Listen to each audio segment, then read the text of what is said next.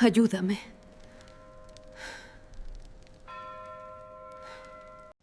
Why was I born?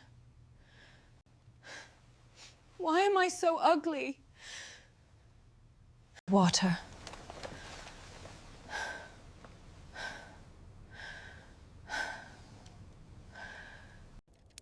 I am Carlos II de Habsburgo, King of Spain. Why am I suffering like this?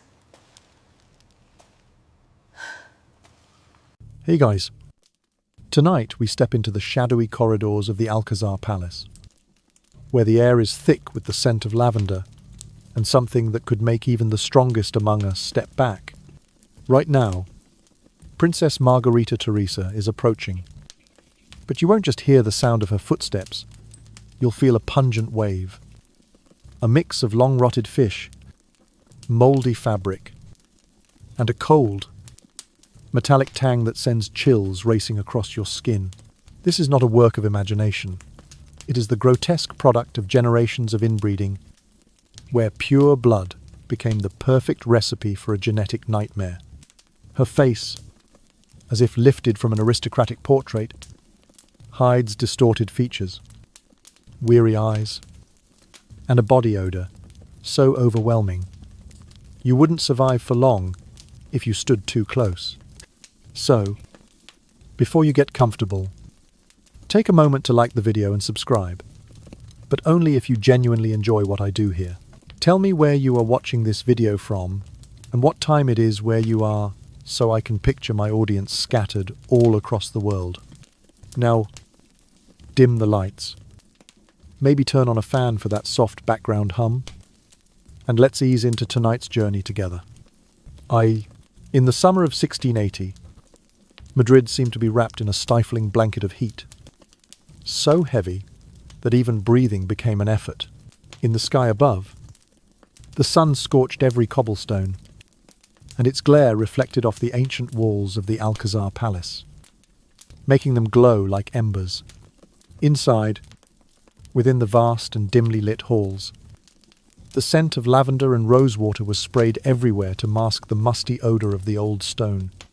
But today, in that space lingered another aroma dense, unpleasant, seeping into every corner and clinging to the air like a curse that could not be dispelled.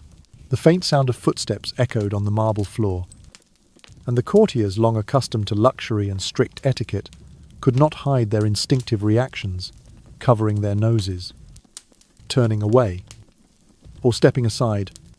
Princess Margarita Teresa was approaching at only 19 years old. She had become the focus of the entire court, not for her beauty or intelligence, but for the horrific smell that followed her everywhere, a stench like long-rotted fish mixed with mouldy fabric, sometimes tinged with the cold metallic scent of aged metal. No precious fragrance from Damascus roses and jasmine oil to rare musk could mask it. Margarita Teresa was the daughter of King Philip IV of Spain and Queen Mariana of Austria. But this was not simply a royal marriage. Mariana was, in fact, the niece of Philip IV, making their union a classic example of Habsburg inbreeding. For generations, the family had sought to preserve pure blood through marriages between uncles and nieces, cousins, and even more complex relations. They believed this would strengthen their power, protect their territories, and maintain the purity of the royal bloodline. But the price was steep.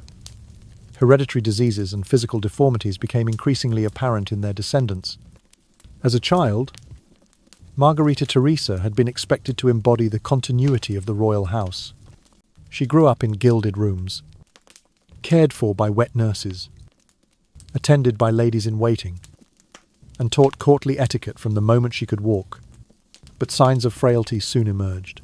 At only a few years old, she often tired easily, suffered frequent respiratory illnesses, and occasionally fainted without warning. The royal physicians could only prescribe herbal remedies combined with prayer rituals, but the effects never lasted long. By the time Margarita Teresa reached adolescence, her appearance bore the unmistakable marks of Habsburg heritage, a protruding jaw, thick lips, an aquilina nose, and eyes with natural dark circles. Though these imperfections were partially concealed by white powder and lavish gowns, they remained the subject of quiet whispers among maids and courtiers. Yet the most terrifying and unforgettable trait was her body odor, persistent, almost ingrained in her skin, so strong that even long after she left a room, the air remained tainted for hours. Diego Velázquez, the painter who had spent many years portraying the royal family, had witnessed the transformation of the dynasty over generations. In his eyes, the once magnificent kings had given way to pale faces, frail bodies, and deformities. When he looked at Margarita Teresa, he saw not only a young woman in a gold-embroidered gown, but also the long decline of a dynasty etched into every feature. The protruding jaw, the thick lips, the aquiline nose all stood as proof of the pure blood the Habsburgs once boasted, and now the mysterious illness that caused her body to emit an incurable stench was a warning bell tolling in the heavy silence of the Alcázar palace. The air in the grand hall seemed to grow dense as Margarita Teresa advanced further inside. Light from the windows fell upon the gold-embroidered hem of her gown, shimmering yet unable to dispel the suffocating atmosphere. The servants stood in two lines along the sides, their eyes furtively meeting as if trying to communicate in silence to avoid being noticed. Some discreetly raised handkerchiefs to their noses, while others pretended to bend down to adjust a hem or dust the furniture, all just to avoid the unpleasant odor spreading through the room. Margarita Teresa herself seemed aware of it. She moved slowly, to her back straight, chin slightly lifted, striving to maintain the dignity expected of a princess. Yet in her eyes, a flicker of unease glinted. Since childhood, she had overheard whispers she once thought she did not understand. That smell is back. Poor little princess. She had believed that bathing with rose water every day, or using orange blossom oil, as the royal physicians advised, would solve everything. But no, the smell always returned, clinging to her quietly like a shadow. She knew the root cause did not lie within herself alone, but in the history of her entire bloodline. For too many generations, the House of Habsburg had bound itself in marriages between close relatives. Her parents, Philip IV and Mariana of Austria, had been praised as the very symbol of royal purity. Yet that purity was a curse. Many of her kin suffered from various ailments, from elongated lower jaws that made eating difficult, to diminished mental faculties, and now to the mysterious condition that caused the body to emit an incurable odor. A hot gust drifted in through the window, carrying with it the scent of lavender mingled with that distinctive, rancid tang. The thick carpets, velvet drap, and gem-inlaid wooden furniture no longer radiated opulence, but instead resembled a lavish cage that imprisoned her within the pitying gazes of others. Margarita Teresa drew in a deep breath, as if to swallow the entire room, and continued toward the secondary throne where Queen Mariana awaited. In that moment, she felt with stark clarity. Every glance, every breath, every averted face was etching deeper into her memory. The truth that, though she bore the title of princess, she was still someone everyone wished to avoid. Since the year 1605, when royal physician Luis Marcato presented to the court his treatise Morbis Hereditaris, filled with scientific warnings about the dangers of consanguineous marriage, few in the royal family paid heed. Advice to expand marital alliances beyond the confines of the dynasty was regarded as an affront to the pure blood of the House of Habsburg. Generation after generation remained bound by unions between uncles and nieces, first cousins, or even closer relations, so that the inheritance was not only the throne, but also a treasury of hereditary ailments that could scarcely be undone. In the kitchens of the Alcázar palace, the cook Maria, who had served 3 successive generations of the Habsburgs, was busily working over a stone mortar, her calloused hands grinding rosemary leaves and thyme into a fine paste. This dark green mixture would be blended with strong liquor and a few drops of peppermint oil, becoming a special deodorizing remedy prepared solely for Princess Margarita Teresa. Maria worked with the quiet focus of one long accustomed to such requests, knowing that this was not merely a matter of preserving dignity, but a desperate effort to salvage the atmosphere in each formal audience. Hurried footsteps echoed across the tiled floor, announcing the arrival of the chief steward. Breathless, he gestured for Maria to hurry, lowering his voice to a near whisper yet full of urgency. The princess was about to receive a distinguished guest, Jean-Baptiste Colbert, Marquis de Torcy, the French ambassador. Colbert was renowned for his sharp mind, meticulously recording every detail of his missions and frequently sending back to Versailles reports laden with nuance for King Louis XIV. In the tense diplomatic climate between Madrid and Paris, any flaw in the Spanish royal family could become a potent weapon at the negotiating table. In her private chamber, Margarita Teresa sat still before the dressing table. Two ladies in waiting skillfully applied powder to mask her pale complexion and brushed a faint rose hue onto her hollow cheeks. Her deep-set eyes were carefully outlined with charcoal to give a livelier appearance. Yet the marks of long, weary nights could not be fully concealed. From a silver-inlaid wooden stand, glittering jewelled ornaments were brought forth one by one. A diamond necklace, large pearl earrings, and an exquisitely crafted gold hairpin. Each piece was heavy, as though adding to the weight already borne by her frail shoulders. The bronze mirror before her reflected an image both regal and fragile, her golden hair piled high, her face bearing the unmistakable traits of the Habsburg line, the prominent jaw, full and firm lips, and hooked nose. Though makeup and candlelight softened the hard lines somewhat, they could not erase the fragility that lingered beneath her skin. Margarita Teresa knew that, in the eyes of foreign envoys, every detail of her appearance would be noted and passed along. A lady-in-waiting entered swiftly, bowing her head as she announced, "Your Highness, the guest has arrived." Margarita Teresa closed her eyes briefly, drawing in a deep breath, as if to gather the last fragments of her strength. When she opened them, her gaze had grown resolute. She lifted her head high, adjusted the embroidered silk shoulders of her gown, and spoke in a voice clear yet tinged with softness. "Let him in, heir." The command carried through the red velvet drapes and the silver-inlaid wooden door, ushering in a moment when every eye would turn toward her, the Princess of Spain, who must preserve the full pride of her royal lineage, while concealing the frailties no one was allowed to see. In another wing of the palace, Prince Carlos, Margarita's younger brother, was only 12 years old. Yet already the heir to the throne, he sat before his desk, struggling to follow his tutor's reading. But an oversized tongue and a deformed jaw rendered his speech distorted and difficult to understand.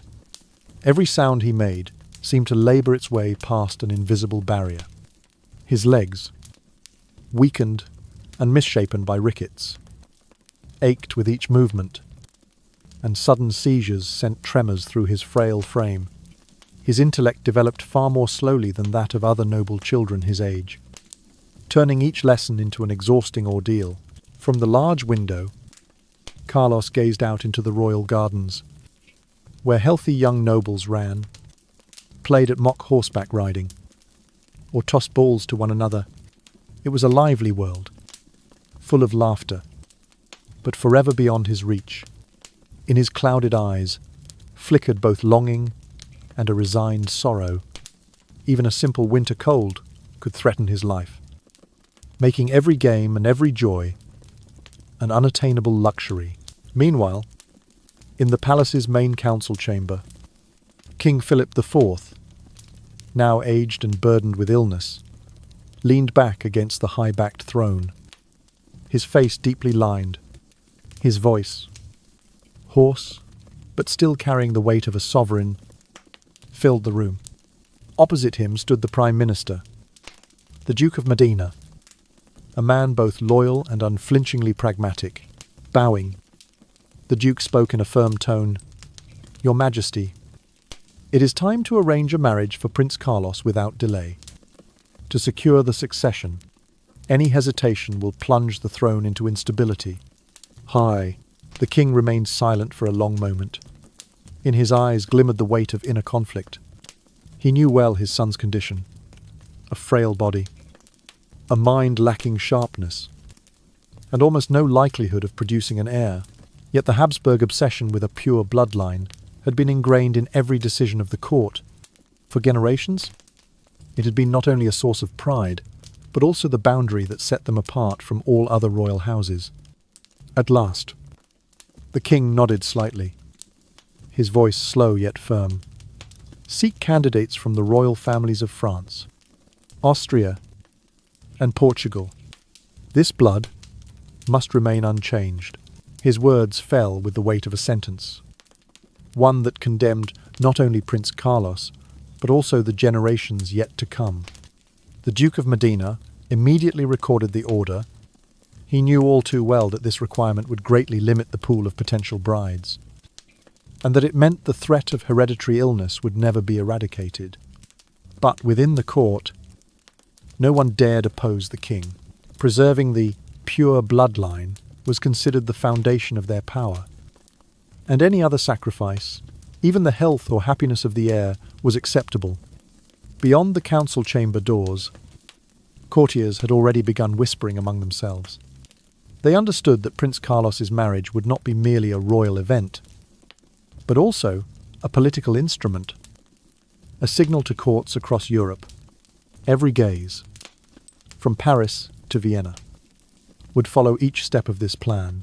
Meanwhile, in his own chamber, Prince Carlos still sat before his books, though his eyes no longer followed the words on the page. He stared into the distance, as if trying to imagine a future he had never been allowed to choose. At the age of 12, he bore the burden of an entire dynasty. Yet he was so fragile that even a cold wind might strike him down. While the meeting was still in progress, a messenger hurried in, holding a letter marked with an urgent seal. His voice trembled as he read aloud before the court. Princess Margarita Teresa had fainted right in the middle of her audience with the French ambassador. This was not the first time such an incident had occurred, and everyone present understood that her health was no less fragile than that of her brother.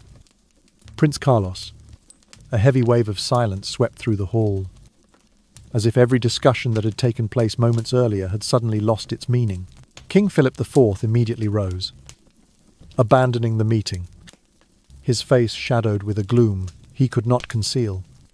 As he walked down the long corridor leading to the Queen's private apartments, each step felt as heavy as lead. In his heart, he could not stop the questions echoing. Could it be that his very decisions, once considered strategies to safeguard the dynasty, were destroying each of his children? He recalled the day he married Queen Mariana, his own niece.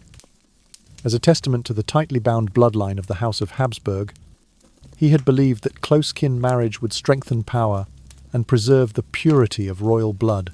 But now, with both children frail and chronically ill, the future of the throne seemed shrouded in uncertainty, and he felt as though he wore a crown of iron heavy, cold, and steeped in guilt. In the royal library, the air was thick with the scent of old paper and the faint smoke of pine wood smouldering in the fireplace. The royal physician, a man whose hair was streaked with grey, sat hunched over stacks of ancient medical texts, turning each page with care. The flickering candlelight cast his shadow against the walls lined with shelves. Among the Latin phrases and archaic Castilian, he found a passage written by the scholar Marcato from the previous century. Blood too closely joined produces offspring who are weak, prone to illness, and at times incapable of reproduction. Oh, the words cut through the stillness like a cold blade. It was a warning passed down for generations, yet ignored in the pursuit of power and a pure bloodline. The physician sat in silence for a long moment, his deep-set eyes reflecting both weariness and resignation. He understood this was not merely a medical issue, it was the crisis of an entire dynasty. a dangerous loop of power, tradition, and blindness. When King Philip entered, the physician stood and bowed respectfully. The king needed no lengthy explanation. One look into the physician's eyes told him everything. He stepped toward the oak table, where the page bearing Marcato's warning lay open. His gaze lingered on those words, as if each one were an accusation aimed directly at his heart. Outside the window, the winter wind blew fiercely, whistling through the cracks and seeping its chill deep into the bones. From afar came the hurried footsteps of the Queen's ladies in waiting. They reported that Princess Margarita had regained consciousness, but remained extremely weak, her complexion pale, and she could not resume her audience. The king gave a slight nod and motioned for everyone to withdraw. He knew such fainting spells would not cease, and each one was a cruel reminder that the blood of the House of Habsburg, no matter how fiercely guarded, was decaying from within. He left the library, continuing down the vast corridors where his footsteps echoed like a funeral drum. On the walls hung portraits of his ancestors, kings, queens, and dukes in all their grandeur, but now their painted eyes seemed to follow him with reproach. His figure grew smaller in the immense space, a testament to the solitude of a monarch facing an irrevocable mistake. In King Philip's mind, the image of the fragile Princess Margarita and the shrunken figure of Prince Carlos at his desk intertwined with Marcato's cold words, forming a wound that would never heal. He knew his own time was running short, yet his misguided choices would leave behind a heavy legacy for the entire empire. And somewhere deep within, he began to wonder, was the pure bloodline he had fought to preserve ever worth the cost of Spain's future? The sky over Madrid was shrouded in dark clouds, thunder rolling through the damp corridors of the palace, carrying with it the scent of withered lavender, a bitter emblem of Habsburg decline. It was November of the year 1679, when the bells of Santa Isidro Church rang solemnly for the wedding of King Carlos II and Maria Louisa of Orleans, the niece of King Louis, the 14th of France.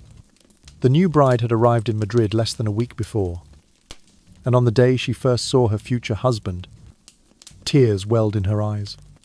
Carlos was painfully thin and frail, his overgrown Habsburg jaw so pronounced that he could not fully close his mouth. 2 attendants had to support him just to keep him standing. During the ceremony, he stammered through the vows in a high-pitched, strained voice that seemed to echo awkwardly through the vast stone nave. The words, halting and uneven, left the congregation in a hushed and uneasy silence. Around the pews, noblemen and ladies exchanged furtive glances, whispering in guarded tones their private doubts. Would the king be able to father an heir at all? Such murmurs carried more weight than idle gossip. They were shadows cast directly over the future of Spain. At the very front, Queen Dowager Mariana sat rigidly, her expression carefully schooled into an air of restrained dignity. Yet beneath the stillness, her mind was a storm. Every movement of the French bride seemed to her a calculated step in a larger game. Maria Louisa, in Mariana's eyes, was not merely a young woman entering the family. She was the living emblem of Bourbon ambition, a reminder that France's long arm had reached into the very heart of the Spanish court. The Queen Mother's suspicion was a silent presence at the wedding, heavy and palpable. Outside, rain began to patter against the high windows, the sound merging with the low rumble of thunder in the distance. Inside the church, candle flames flickered, casting wavering shadows on the carved saints that lined the walls. Carlos, pale and sweating under the weight of his ceremonial robes, swayed slightly despite the attendants at his side. The glint of the crown atop his head seemed almost mocking a symbol of power worn by a man whose body was crumbling from within. Maria Louisa's gaze darted between the priest and her husband, her face composed but her thoughts racing. She had been raised in the bright courts of France, surrounded by elegance, vitality, and vigour. The sight of this fragile young man, her husband and king, filled her not with disgust but with a quiet dread. She understood at once the enormity of her role. The survival of the dynasty now rested on her ability to produce an heir with a man who could barely stand without aid. As the mass drew to its solemn close, the air inside the church grew heavier. Outside, the streets of Madrid were lined with citizens waiting to cheer for their new queen. Though whispers had already begun to spread through the crowd, the royal carriage awaited to take the newlyweds back to the Alcázar. As they emerged, Carlos leaning heavily on his attendants, the cheer from the gathered masses was polite, but subdued, as though the people themselves sensed that this was not the dawning of a strong new reign, but rather the continuation of a slow and inevitable decline. Inside the carriage, silence stretched between the couple. Carlos, exhausted from the effort of simply enduring the ceremony, sat with his head bowed, lips slightly parted as he laboured for breath. Maria Luisa kept her eyes on the rain-streaked window, watching the blurred shapes of Madrid pass by. Every now and then, the rumble of thunder would roll overhead, as if the heavens themselves were murmuring warnings. No one dared voice aloud. Back at the palace, Queen Dowager Mariana dismissed the court with cold efficiency, keeping her daughter-in-law close under the guise of offering guidance. Her mistrust of the young queen was deep-rooted, for she knew too well the ambitions of Louis XIV, ambitions that could, through Maria Luisa, seep into Spain's most guarded chambers. For the Queen Mother, the marriage was less a celebration and more a battlefield in disguise. That night, as the rain continued to fall over Madrid, the Alcázar's vast halls stood eerily quiet. In one chamber, the king lay in bed, his breathing shallow, the crown now replaced by a woolen blanket drawn up to his chin. In another, Maria Luisa sat alone, her wedding gown draped over a chair, her thoughts heavy with the reality of her new life. Beyond the stone walls, the bells of Santa Cedro had fallen silent, but their echo lingered, a reminder that the marriage sealed that day was less a union of hearts and more the binding of two dynasties locked in a fragile, uncertain fate. At the far end of the church, the Austrian ambassador, Count Herrick, stood quietly, his sharp eyes fixed on every movement of the young king. In his mind, each detail was already forming into a precise report to be dispatched back to Vienna. From where he stood, Carlos could barely keep himself upright, his frail frame swaying as if at any moment he might collapse. Herrick's thoughts were coldly pragmatic. If the king could scarcely stand through his own wedding, how could he possibly fulfill the duties of marriage, let alone father and heir to secure the Spanish succession? After the solemn rites concluded, the grand procession wound its way back toward the Alcázar for the planned wedding banquet. The streets of Madrid, damp from the earlier rain, gleamed under torchlight as the carriages rolled past cheering crowds. Yet inside the royal carriage, Carlos's head drooped to one side, his skin pale and lips dry. By the time they reached the palace, he was already shivering from exhaustion. Without even greeting the assembled guests, he was quietly escorted to his chambers to rest before the evening's celebrations. There, the royal physicians gathered, their voices low, their hands busy preparing a tonic meant to revive him. The mixture was an odd combination of ingredients: ground herbs, powdered minerals, and animal extracts, one of dozens of concoctions the court's healers had tried over the years in the hope of strengthening the king's failing body. A servant held a silver cup to Carlos's lips, helping him sip the bitter liquid. His eyes flickered with discomfort, but he drank dutifully, as though aware that the night ahead carried obligations far heavier than his thin frame could bear. In hushed tones, the physicians exchanged glances, fully aware of the expectation that weighed on the king. Tonight was not merely the wedding night, it was a political event in itself. The consummation of the marriage would be more than a private union, it would be proof, for all of Europe's courts, that Spain's monarch could fulfill the role expected of him.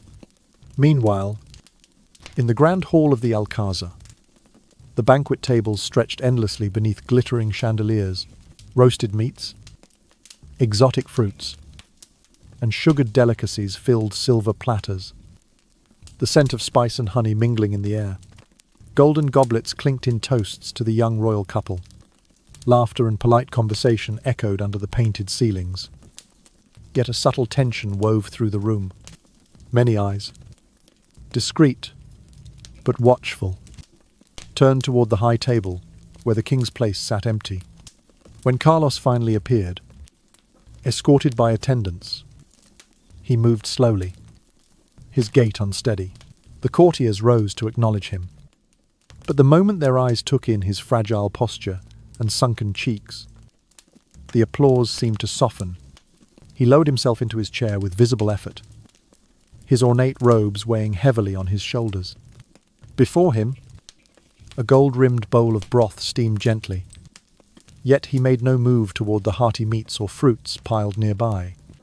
Instead, he lifted the spoon, taking only small sips, his jaw aching too sharply to chew even the tenderest morsels. At the far side of the table, Queen Maria Louisa maintained her composure, her eyes occasionally drifting toward her husband. She smiled when courtiers spoke to her, but her mind was elsewhere. She could feel the weight of expectation pressing from every direction from Spain's ministers, from the French court, from the lineage of the Habsburgs themselves, and she knew that, whether spoken aloud or not, the question that lingered in every heart was the same. Could this marriage produce an heir? Count Herrick, seated among the foreign envoys, observed everything with practiced detachment. He noted how the king's hand trembled slightly as he lifted the spoon, how he leaned subtly toward his attendants for support. In the coded language of diplomatic reports, Herrick would later phrase it delicately: the sovereign's constitution appears delicate. His physical stamina not robust, the likelihood of prompt issue is, in my estimation, uncertain. As the banquet wore on, music from the royal musicians floated through the hall lutes, viols and flutes weaving courtly melodies, yet beneath the refinement lay a quiet urgency, an unspoken understanding that the evening's true significance would unfold not here, among the glittering dishes and polite applause, but behind closed doors in the royal chambers, there, away from the eyes of the court. The union of king and queen would be tested, and with it, the future of the Spanish crown. When the time came for the newlyweds to withdraw, the courtiers bowed deeply, their expressions a mixture of hope, curiosity, and thinly veiled doubt. Servants carrying candles led the way through the dim corridors. Behind them, Carlos walked slowly, his bride at his side, their footsteps echoing in the vast stone passageways. Somewhere deep within the palace, the sound of the rain returned, tapping against the windows as though marking the passing of a moment that could not be undone. Seated at the foremost table, the Duke of Medinelli, a trusted confidant of Carlos, cast a glance around the glittering hall before leaning toward the Captain General of Castile. His voice was low, yet edged with bitterness. They watched the king like vultures circling a dying prey. The general gave a slow, solemn nod. Both men understood that the gilded spectacle around them masked a far darker truth. The courts of Europe were already preparing for the worst-case scenario, the death of a monarch without an heir. Such an event would plunge Spain into a maelstrom of succession disputes, with rival claims igniting a war that could engulf the continent. Across the Pyrenees, Louis XIV of France had been working in shadow.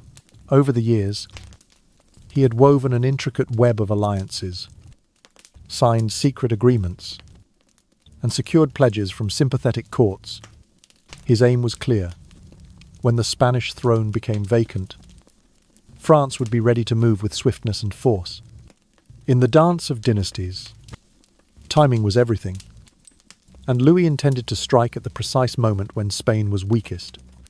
In the banquet hall, the strains of violins and lutes swelled as the musicians struck up a courtly dance. The nobles, their silks rustling, took to the floor in carefully measured steps. Golden light from hundreds of candles glimmered on jewels and brocades, reflecting a world that appeared serene, at least on the surface. Carlos sat stiffly at the high table beside Maria Luisa. The young queen had recovered from her initial tears and now wore the serene smile expected of her station. She leaned toward her husband, murmuring polite phrases, her posture impeccable, her voice soft but steady. Whether her words reached him through the fog of his fatigue was uncertain, but she performed her role flawlessly, to her every gesture calculated to project dignity. In the crowd, near a cluster of scholars and minor courtiers, the aged poet Don Francisco de Quevedo bent toward his young pupil, his eyes, deep-set and sharp, despite his years, fixed on the king's distant, pale gaze. "Look into the eyes of the sovereign," he murmured. "Tell me, boy, what do you see?" The youth, after a pause, replied simply, "Sadness." Quevedo's lips curved into a grim line. "It is more than sadness," he whispered. "It is the weight of a bloodline nearing its end." His words hung in the air like a chill draught, unnoticed by the dancers, but felt by those who understood the gravity of Spain's position. Around them, conversation and music swirled, but the undercurrent of unease was unmistakable to the seasoned observer. Each smile was tinged with calculation, each toast a quiet measure of how long this fragile reign might last. The ambassadors in attendance noted everything: the queen's composure, the king's frailty, the guarded whispers between Spanish grandees. In the candle-lit shadows, diplomacy was being conducted without a single word spoken aloud. At the high table, Maria Luisa's hand rested lightly on her husband's sleeve.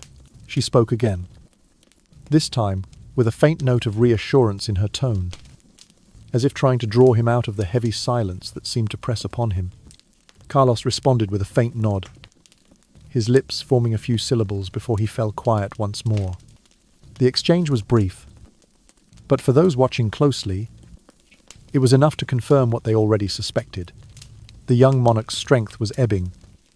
Even in the earliest days of his marriage, the Duke of Medineale leaned back in his chair, his gaze sweeping the hall. He could almost hear the ticking of an invisible clock counting down the years, perhaps months, before the question of succession would explode into the open. He knew that when it did, Spain would become the chessboard on which Europe's greatest powers played their most dangerous game. Beyond the palace walls, the November night deepened, and the bells of Santa Cedro marked the passing hours. Inside, the dance continued, its rhythm masking the storm that gathered over the horizon. Those close to the center of power felt it in their bones. The Habsburg line in Spain was faltering, and with it, the stability of an empire that had once ruled the world. In the shadowed corner of the great chamber, Maria de Cardenas, the Queen's lady-in-waiting, leaned close to her mother, her voice barely more than a whisper. "Her Majesty fears for tonight," she murmured. "It is said, the king's body is not as it should be." "Austin," her mother's expression tightened instantly.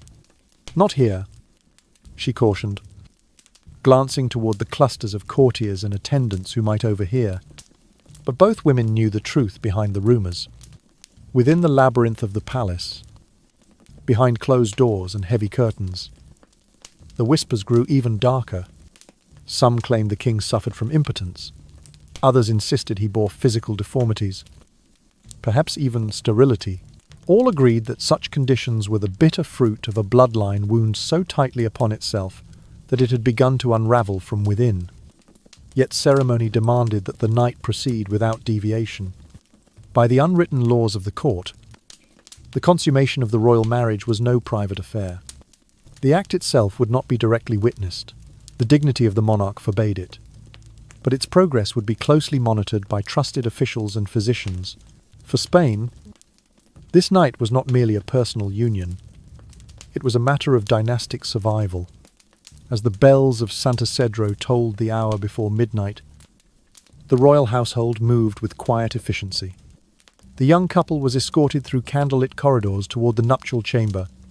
The air was heavy with the scent of incense, roses, and ambergris, chosen as much for their symbolism as for their ability to mask less pleasant odors of the aging Alcázar. The walls, hung with crimson damask, reflected a soft glow that seemed to turn every shadow into a silent witness. Carlos walked slowly, his thin frame swaying slightly with each step. His face, pale beneath the crown of dark hair, betrayed both fatigue and unease. At his side, Maria Luisa maintained her poise, her head held high, her eyes fixed ahead. If she felt trepidation, she masked it. Well, though those who knew her best could see the tension in her shoulders. Once inside, the chamber servants set about their appointed tasks. The king was assisted by his gentleman of the bedchamber, who carefully removed the layers of his formal attire, each garment handed to a waiting page. His body, frail and narrow-shouldered, seemed almost swallowed by the silken nightshirt that replaced the heavy ceremonial robes. A perfumer stepped forward, dabbing aromatic oils along his wrists, neck, and chest, an old custom meant to invigorate both body and spirit. At a small table, a physician prepared a draught, a dark liquid infused with exotic spices, ground roots, and powdered animal horn imported at great expense from the East. The mixture was said to strengthen the humours and awaken the vital energies. Carlos accepted the cup with trembling hands and drank in small, cautious sips, the bitter taste making him wince.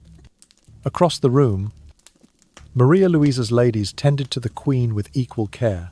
Her hair was unbound, falling in waves over her shoulders, and her gown was exchanged for a flowing chemise of white linen. A faint scent of orange blossom clung to her, a deliberate choice meant to evoke youth and purity. She sat silently, her gaze lowered, while her attendants murmured soft reassurances in French and Spanish. The chamber itself was arranged according to tradition. A massive bed, draped in gold-embroidered canopy, dominated the space. At its foot stood a small group of senior courtiers and ecclesiastical dignitaries, their presence both symbolic and political. Though they would not remain for the entirety of the night, their duty was to confirm that the marriage had been honourably entered into a peculiar ritual that blended piety, politics, and intrusion into a single, uneasy moment. As the final preparations were made, a hush fell over the room. The courtiers withdrew to the outer chamber, leaving only the appointed attendants and the royal couple within. Outside, the murmur of voices was a low, constant hum, like the sound of distant waves. Every person present understood that the outcome of this night, though hidden from their eyes, might decide the fate of the Spanish crown for generations to come. Carlos sat at the edge of the bed, his breathing shallow, his eyes darting briefly toward his young bride before lowering again. Maria Luisa moved with slow, deliberate grace, her expression calm yet unreadable. In that moment, the chamber seemed suspended in time, the weight of history pressing in from every wall. The door closed with a muted thud. In the antechamber beyond, the Duke of Medinelli folded his arms and exchanged a glance with the Archbishop of Toledo. No words were needed. Both men were thinking the same thought if the rumours were true. Spain was already standing on the edge of a precipice, and this night might either pull it back or push it over. In the adjoining chamber, Maria Luisa stood silently as her ladies-in-waiting worked with practiced precision. Layers of brocade and silk were loosened and removed, each gown folded carefully and set aside. Her hair was brushed until it gleamed, the chestnut strands falling over her shoulders in a cascade that caught the flicker of candlelight. Delicate drops of rosewater were dabbed along her neck and wrists, the fragrance rising softly in the air. Gentle hands adjusted her linen chemise, while hushed voices offered reminders about grace. composure, and the obligations that lay ahead. The Duchess of Terranova, chief among her attendants, leaned in close, her voice barely above a breath. "The future of Spain depends on this night," she murmured. The young queen inclined her head in acknowledgement, but her dark eyes betrayed the anxiety tightening within her. She had been educated to understand the duties of marriage, tutored in the art of diplomacy and in the expectations of a royal consort. Yet no lesson. "No," whispered counsel from matrons. I could prepare her fully for the reality of her husband, the man whose frail body and haunted expression she had come to know over the past days. Elsewhere, in the small chapel of the Alcázar, the air was heavy with the scent of burning beeswax and frankincense. Monks knelt in solemn rows before the altar, their voices weaving into a low, steady chant. They prayed for the health and strength of the king, invoking the intercession of saints, as though the sanctity of the marriage and the stability of the realm could be safeguarded by divine favor alone. Father Mateo de Moya, the king's confessor, knew the prayers carried a deeper weight.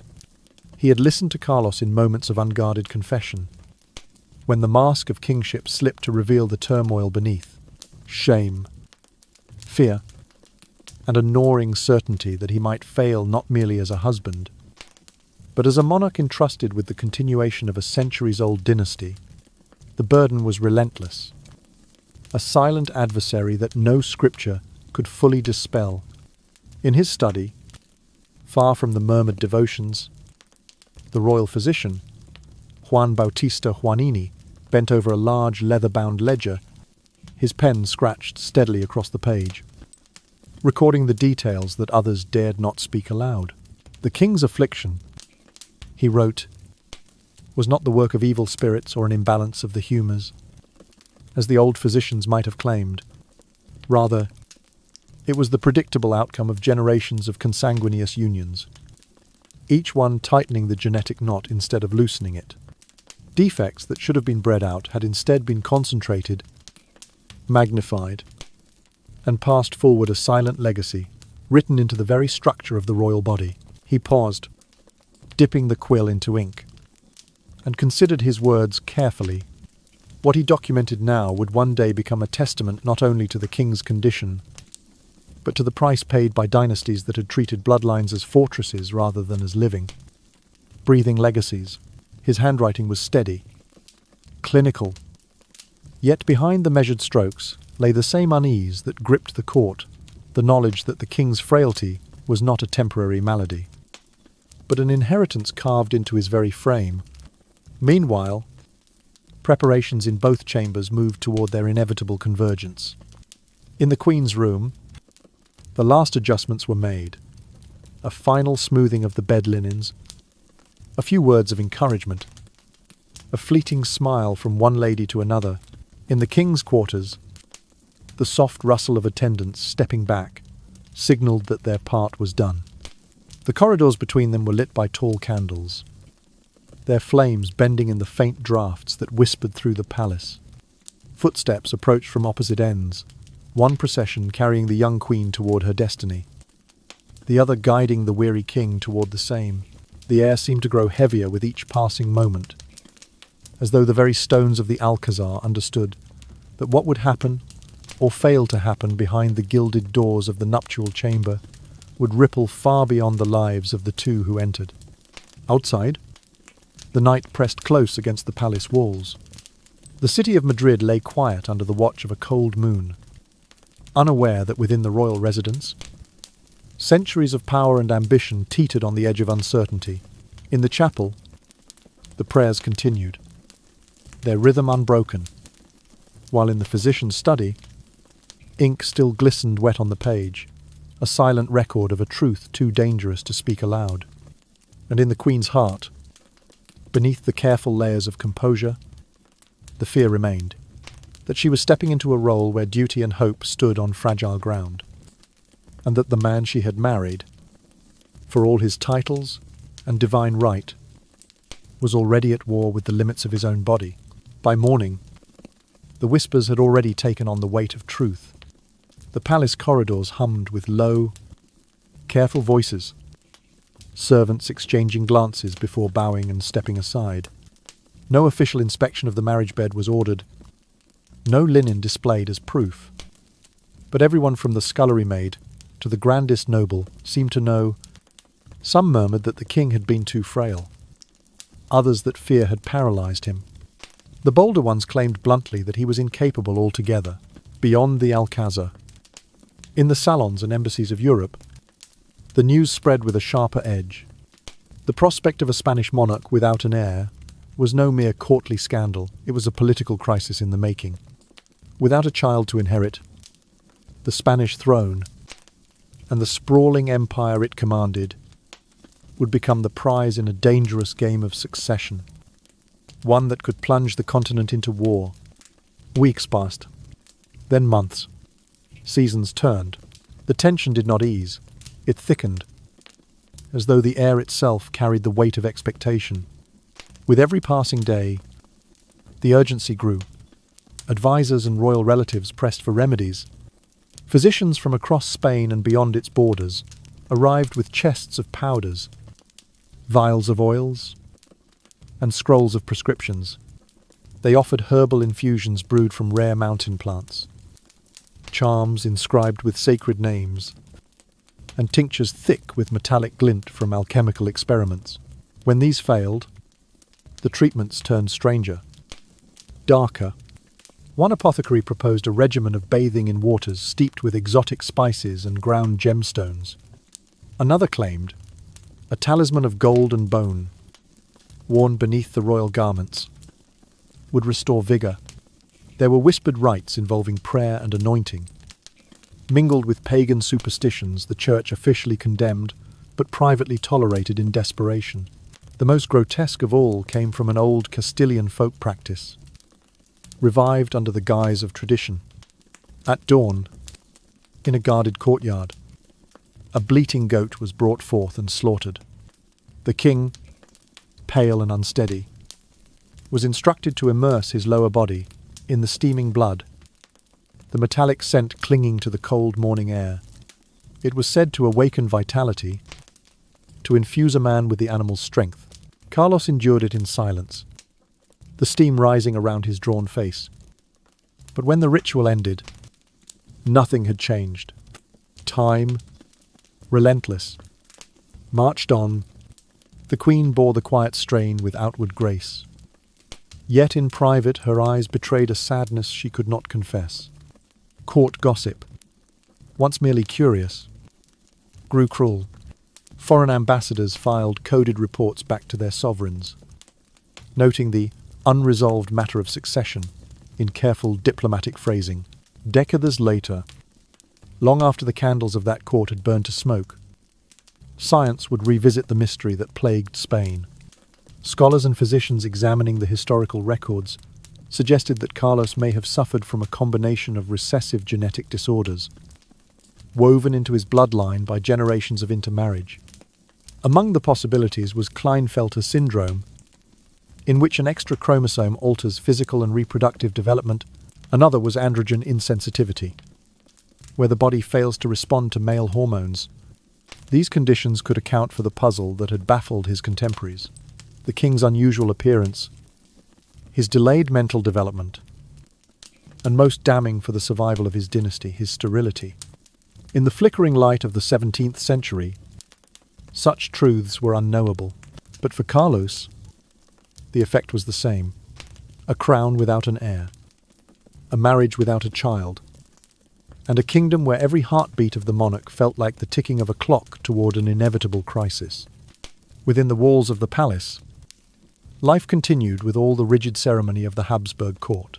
Yet beneath the measured rituals and the embroidered splendor, there was a constant, unspoken awareness that no matter how many prayers were uttered, how many physicians were summoned, or how many ancient remedies were attempted, the future of Spain was slipping, silently, out of the king's grasp. In the year 1689, after 10 years of marriage without a child, Queen Maria Louisa of Orleans died suddenly at the age of 26. The official account given to the court and to foreign envoys was a rupture of the appendix. Yet the corridors of the Alcázar whispered a different truth, that she had simply lost the will to live. Years of quiet strain, of bearing the unspoken judgment of a nation desperate for an heir, had worn her spirit thin. King Carlos, already frail in body and mind, fell into a deep melancholy. He withdrew from audiences, his meals left untouched, his gaze fixed on nothing for hours. But the machinery of the Spanish court was relentless. Grief, however genuine, was a luxury the monarch could not be allowed for long. Advisors, ministers, and family pressed upon him the urgency of remarrying, not out of sentiment, but out of necessity. The kingdom's future, perhaps even its survival, depended on it. Only a few months later, the council settled upon a bride they believed could save the dynasty. Mariana of Neuburg, a German princess renowned not only for her noble lineage, but for her family's extraordinary fertility. Her mother had borne 23 children, a fact repeated endlessly in diplomatic correspondence, as if sheer numbers could bend fate itself. To the court, Mariana's arrival carried the weight of a final gamble. The wedding was celebrated with the usual grandeur. The streets of Madrid, draped in banners and echoing with bells. Foreign ambassadors noted the king's pale, expressionless demeanour beside his new queen. But hope was a stubborn thing. If any woman could give Spain an heir, it would be one raised in a house where childbearing seemed almost a craft perfected. Yet within months of the ceremony, the first anxious inquiries began. Palace physicians discreetly monitored Mariana's health, sending guarded reports to the council. When no signs of pregnancy appeared, the silence in their letters spoke louder than any diagnosis. By the end of the first year, the truth was impossible to ignore. Mariana, too, remained without child. The old rumours, never far from the surface, came surging back with renewed venom.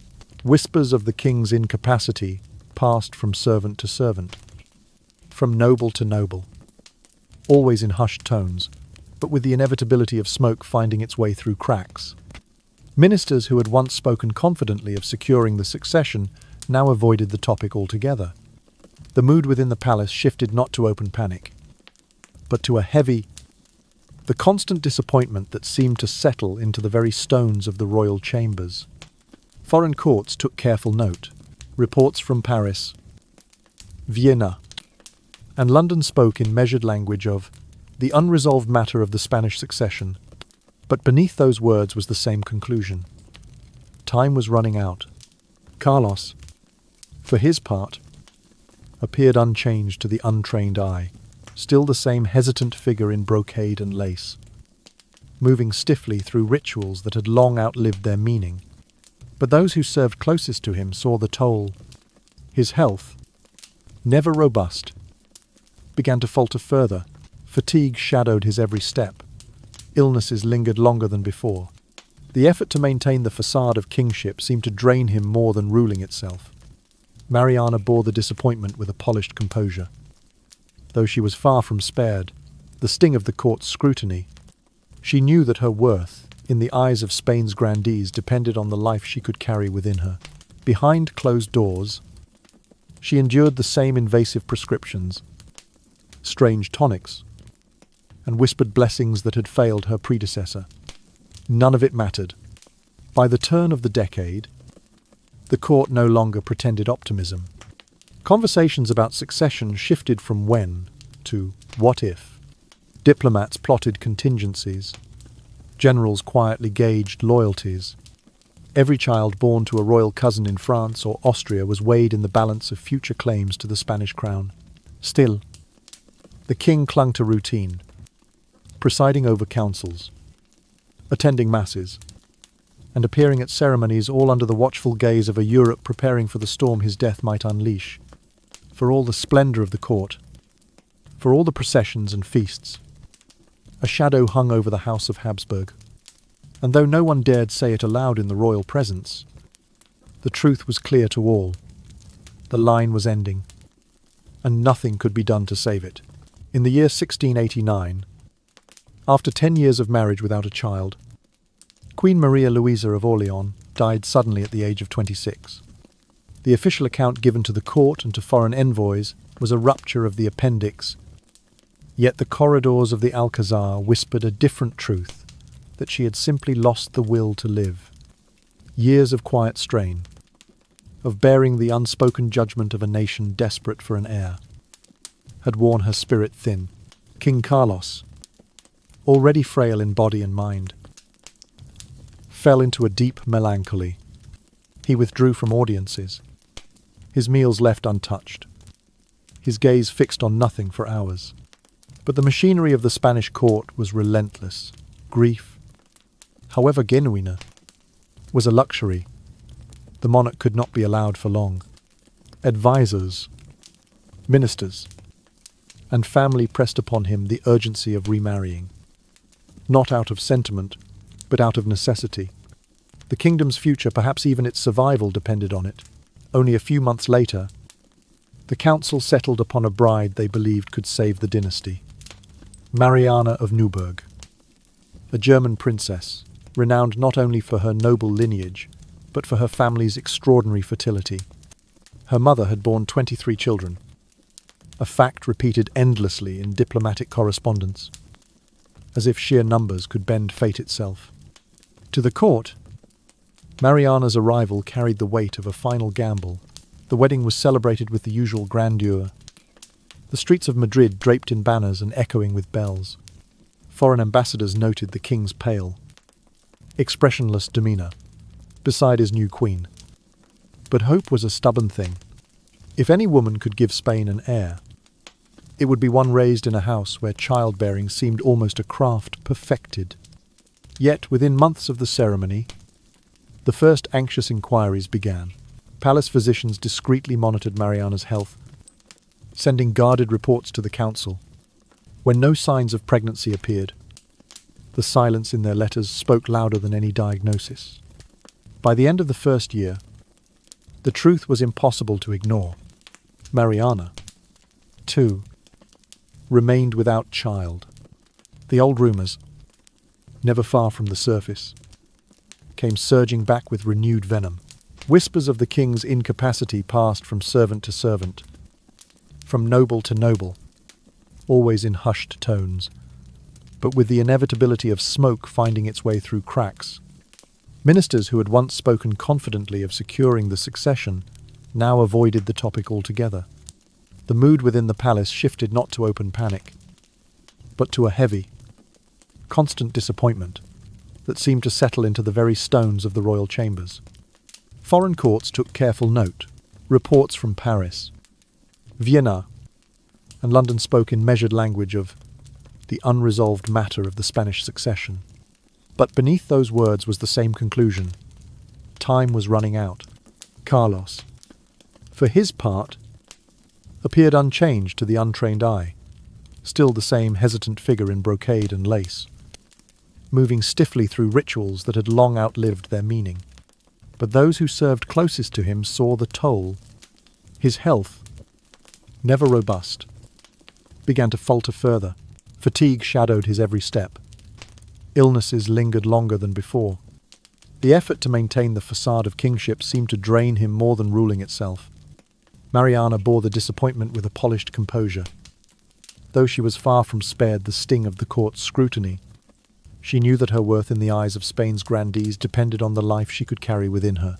Behind closed doors, she endured the same invasive prescriptions, strange tonics, and whispered blessings that had failed her predecessor. None of it mattered. By the turn of the decade, the court no longer pretended optimism.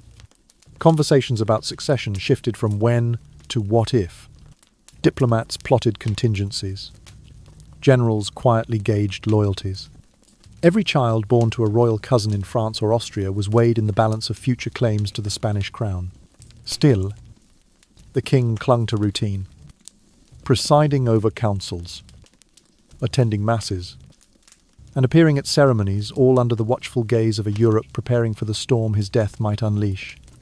For all the splendor of the court, for all the processions and feasts, a shadow hung over the house of Habsburg, and though no one dared say it aloud in the royal presence, the truth was clear to all. The line was ending, and nothing could be done to save it. In the gardens of El Buen Retiro, the royal botanist, Joséquer y Martínez, moved carefully between rows of medicinal plants, pruning leaves with deliberate precision. He had devoted years to studying the resilience and frailty of living things, and he could not help but notice a troubling pattern. When plants of the same stock were crossbred repeatedly, their offspring emerged frail, stunted, and far more vulnerable to disease. Observing a wilted sprig, he murmured to himself, "Nature seems to resist inbreeding," unaware that his quiet conclusion mirrored a tragedy unfolding only a short distance away within the royal palace. Not far from where Martínez worked, King Carlos sat alone on a weathered stone bench, his gaze following the erratic flight of a small flock of doves above the treetops. The autumn sunlight filtered through the branches, casting soft patterns across his pale face. His mind, often slow and clouded, carried moments of startling clarity, and in those rare moments, he seemed to grasp the cruel irony of his existence. He was a monarch without the strength to rule, a husband unable to father a child, and the bearer of a legacy he could not secure. In a rare moment of vulnerability, Carlos had once confessed to his confessor that he dreamed of having a strong, healthy son to inherit the throne, to carry forward the name and the power of the House of Habsburg. But he had added softly, almost as if apologizing to himself, "Perhaps God does not will it." The confessor had remained silent. It was not divine will that had condemned the king's body and blood, but the arrogance of men who had long believed themselves above the natural laws that governed all life. The priest knew well what the king did not fully understand, that the generations of strategic marriages within a narrow circle of royal blood had not strengthened the dynasty, but had instead sharpened its weaknesses to a deadly point. What Joséquer y Martínez saw in his gardens was only the reflection of the same decay, too much sameness, too little renewal, and the slow collapse of vitality that no prayer, no elixir, and no decree could reverse. Carlos sat motionless, his breathing shallow, as one dove broke from the flock and landed a few feet away. For a moment, the king's lips curved into the faintest of smiles, but it vanished as quickly as it came. He was aware, in some deep and wordless way, that his time was running out. The court, however, was not afforded the luxury of stillness. Behind the walls of the palace, ministers plotted alliances, diplomats carried coded messages, and foreign ambassadors speculated endlessly about the king's health and the looming question of succession. The gardens of El Buen Retiro, serene to the casual eye, were bordered by chambers where the future of an empire was being debated in whispers. Martínez, unaware of the full reach of the political storm, continued tending to his plants. He removed a dying stem from a bed of rosemary, thinking how it had once flourished before too many generations of self-pollination had robbed it of vigor. He shook his head, muttering that such a plant could not be restored by care alone. It needed fresh stock, new roots, new life. If he had been asked, he might have said the same of a royal line. As the day waned, the shadows lengthened across the garden paths. Carlos rose slowly from the bench, leaning heavily on his cane. His joints ached, his legs trembled, but he walked with the stubborn dignity of one who still bore a crown. Passing by a group of courtiers, he heard their hurried whispers fade into silence at his approach. He knew the tone well. It was the same one used by servants to discuss the failing plants in Martínez's care, spoken in low voices, so as not to admit defeat too soon. In the chapel that evening, the king knelt longer than usual. The flicker of candlelight played across his gaunt features as he prayed, not for victory in battle or prosperity for the realm, but for strength, the strength to endure the weight of a throne built on decisions made centuries before his birth. The confessor, standing behind him, closed his eyes. He, too, prayed, but not to change what was already written. He prayed for mercy, for the king and for Spain, for both were bound together in a slow and inescapable decline. Beyond the chapel walls, in the stillness of the garden, the doves returned to their roosts, and the plants in Martinez's beds stood silent under the night sky. In their quiet suffering, they mirrored the fate of a king and a kingdom each bound by the same truth that nature, in the end, would always have the final word. By the late 1690s, a suffocating air of desperation had settled over the Spanish court. Physicians clung stubbornly to rituals passed down through centuries, bleeding, purges, and potions of dubious merit, as if repetition might bend nature to their will. Priests, unable to explain the king's suffering through mortal means, placed the blame on the devil himself. Whispers wound their way through the gilded halls, with nobles speaking of ancient curses that had doomed the House of Habsburg. Yet, for all the theories, all the fervent prayers, and all the desperate remedies, nothing could halt the inevitable. On a cold November morning, in the year 1700, the bells of Madrid tolled with a slow, mournful rhythm. The news swept through the city with the weight of finality. King Carlos II, last sovereign of the Spanish Habsburg line, was dead at the age of 39 after years of unrelenting illness. His long decline had been a spectacle of frailty seizures that left his body rigid and trembling, infections that would not heal, digestive failure that robbed him of strength, and finally, the merciless grip of renal collapse. In the royal chapel, his body was laid in state, dressed in full regalia.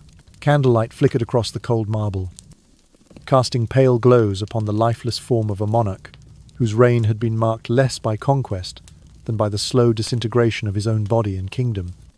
The court physician, Juan de Cabriada, stood silently beside the coffin. He had been witness to every stage of the king's suffering, the incoherent murmurs in the night, the groans that echoed down palace corridors, the hollowing of cheeks and the dimming of eyes. Now, there was only stillness. A rare decision was made. The king's body would be examined. Such an act, unusual for royalty, was ordered in the hope of understanding, if not explaining, the depths of his afflictions. Those present braced themselves for unpleasant revelations. But even so, the findings would surpass their darkest imaginings. When the autopsy began, attendants noted first the king's frame emaciated, his bones jutting beneath skin that seemed too fragile to touch. Internally, the decay told its own story. His intestines were found to be rotting and blackened, signs of long-standing infection. His stomach, distended and filled with a foul fluid, suggested chronic digestive collapse. His heart, small and misshapen, bore witness to a lifetime of strain. His lungs were riddled with water and pus, heavy as stone. His kidneys were shriveled, their surfaces mottled and diseased beyond repair. Most shocking of all was the condition of his skull. When opened, it revealed fluid where vitality should have been, and the brain itself appeared pale and diminished, as though starved of life from birth. Old lesions marked his nervous system, remnants of seizures endured over decades. To those in the chamber, it was as if his body had been eroded from within, piece by piece, until only the semblance of a man remained. The findings confirmed what some had suspected and others had feared. The king's suffering was not the work of demons, nor curses, but of nature itself, shaped and warped by generations of intermarriage within the same royal bloodline. The evidence lay stark before them, an anatomy bearing the full cost of political unions, forged without regard for the laws of health. Juan de Cabriada stood over the body for a long moment after the examination was complete. He knew these results would never be spoken of publicly in full detail. The dignity of the crown demanded silence. Yet the truth was inescapable. The king had been doomed before he had even drawn his first breath. His fate written in the blood that had been both his inheritance and his undoing. Outside the chapel, the city continued to grieve. Bells rang across Madrid, their echoes weaving through narrow streets. Past shuttered shops and sombre gatherings, in taverns and marketplaces, people spoke of the king's passing with a mix of sorrow and unease. Some mourned a ruler they felt had been more victim than sovereign. Others, aware of the fragility of the dynasty, worried about the wars and claims that would surely follow. The death of Carlos II did not merely close a chapter, it ended an era. With him, the direct Spanish Habsburg line was extinguished, leaving the throne open to foreign claimants and the empire vulnerable to the ambitions of Europe's great powers. In the still air of the chapel, amid the scent of incense and the dim light of candles, one could almost sense the weight of centuries shifting, the legacy of a once mighty dynasty collapsing into history. The autopsy report painted a picture of a body ravaged beyond repair, a shell that had been collapsing for years. There was no trace of blood in his veins. The heart, shrunken to the size of a peppercorn, seemed incapable of having sustained life at all. The lungs were decayed, heavy, and foul, as though each breath in his final years had been filtered through rot. The intestines were necrotic, reduced to blackened, lifeless cords. Only one testicle remained, shriveled and black, a stark testament to his infertility. The cranial cavity was filled not with vitality, but with fluid. The brain diminished to a pale, wasted remnant of what it should have been. To the medical minds of the early 18th century, such a body was an enigma. No coherent explanation could be drawn from the limited understanding of disease at the time. But to later generations, the findings stood as undeniable proof of the devastating final stage of genetic self-destruction, the price of centuries of intermarriage within a royal bloodline that had ignored nature's boundaries. With the king's remains prepared for burial, the court's focus shifted to the matter of succession. The nobility and foreign envoys gathered at the Alcázar of Madrid. Summoned to hear the reading of the dead monarch's will, the air was thick with anticipation. Every breath in the grand hall seeming to hang suspended. Candlelight flickered over faces, etched with calculation. We hope, or dread. The royal secretary, robed in black, unfolded the sealed parchment with deliberate care. His voice, solemn and steady, carried through the chamber as he began to read. Every phrase built toward the single question that had haunted the European courts for years. Who would inherit the crown of Spain? When the name was finally spoken, the silence was absolute. Philippe, Duke of Anjou, grandson of His Most Christian Majesty, King Louis XIV of France, of the House of Bourbon. The words seemed to reverberate against the stone walls. In one corner, the French ambassador allowed himself a faint, knowing smile. Across the room, the Austrian envoy's expression hardened into a scowl. The choice was more than a matter of personal preference. It was a shift in the balance of European power. By naming a Bourbon prince as his heir, Carlos II had set in motion forces that would ripple far beyond the Iberian Peninsula. The implications were immediate and explosive. To France, it was a triumph, the opportunity to unite the crowns of Spain and France under one dynasty, creating an empire that could dominate the continent. To Austria and its allies, it was a provocation, a threat to the fragile equilibrium that had kept Europe from descending into another catastrophic conflict. In the streets of Madrid, news of the will spread quickly. Some celebrated the prospect of renewed strength under a young and vigorous Bourbon prince. Others feared that foreign influence would erode Spain's sovereignty, turning the kingdom into a pawn in France's ambitions. In the courts of London, Vienna, and The Hague, diplomats and ministers began urgent consultations, weighing alliances and preparing for the possibility of war. The funeral of Carlos II proceeded with all the solemnity befitting the end of a dynasty, yet behind the veils of mourning, plans were already being laid. The Spanish succession was no longer a quiet matter of lineage. It had become the spark for a conflict that would engulf much of Europe. As the ambassadors departed, the Alcázar, their faces betrayed the realities ahead. In the French delegation, whispers of strategy blended with quiet satisfaction. In the Austrian camp, messages were dispatched with haste, calling for unity among the powers opposed to Bourbon expansion.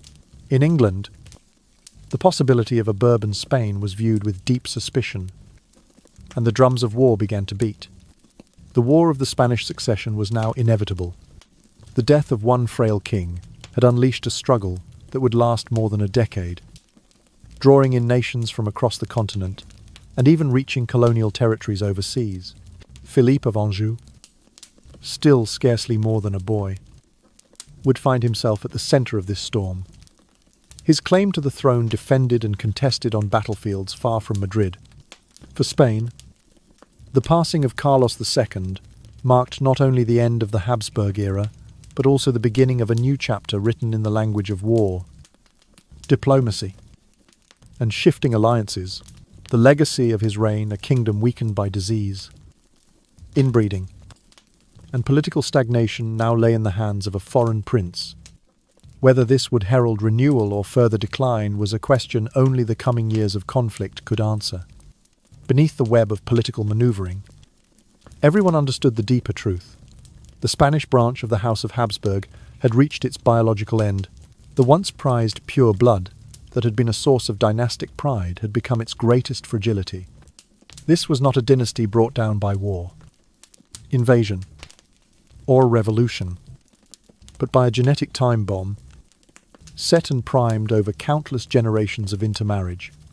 What centuries of external enemies had failed to accomplish was achieved quietly, inexorably, within the royal family itself. The chain of inheritance uncle to niece, cousin to cousin had been forged so tightly that it eventually strangled the vitality of the line. What remained was a shell of royal grandeur, embodied in a king who bore the weight of a centuries-old empire, yet lacked the health to walk unaided through his own palace. Today, the portrait of Carlos II hangs in the hushed galleries of Spain's great museums. The distorted jaw, the vacant eyes, the gaunt frame. They stare silently at each passerby, telling a story more powerful than any written decree. It is a caution not just to monarchies, but to any power that imagines itself above the laws of nature. When the arrogance of lineage dares to defy biology, when royal pride is placed above the necessity of genetic diversity, the crown may pass from uncle to nephew, one time too many, until there is no one left capable of wearing it. The lessons from his life are etched as deeply into history as the grooves in his face. They speak of a dynasty that could command armies and dictate treaties, yet could not escape the vulnerabilities of flesh and blood. They speak of how the pursuit of purity became an agent of ruin, a concept so twisted in its interpretation that it corroded the very foundation it was meant to protect. In the silent cloisters of El Escorial, the royal pantheon holds the marble tombs of kings and queens who once ruled vast territories stretching across continents. There, under the vaulted ceilings and cold stone, Carlos II rests in eternal stillness. His tomb bears no grandiose proclamation, no gilded inscription celebrating conquests or victories. Instead, his epitaph is spoken in whispers by history itself. The last and most unfortunate king of the Spanish Habsburgs, his burial place is modest compared to the burdens he carried in life. The dim light filtering through narrow windows touches the simple slab that marks his resting place. Visitors who stand there feel the weight of an ending, not just of a man, but of a bloodline, a political order, and an idea of empire. Outside those walls, the world moved on. The War of the Spanish Succession redrew borders, reshaped alliances, and shifted the balance of European power. The Bourbons took the throne, and with them came new ambitions, new conflicts, and new chapters of glory and disaster. But for all their might, even they could not erase the silent verdict left behind by the Habsburg collapse. The death of Carlos II was not simply a historical event. It was a biological conclusion centuries in the making. In that sense, his reign stands as both an ending and a warning, a reminder that the mightiest crowns rest upon the most fragile of foundations.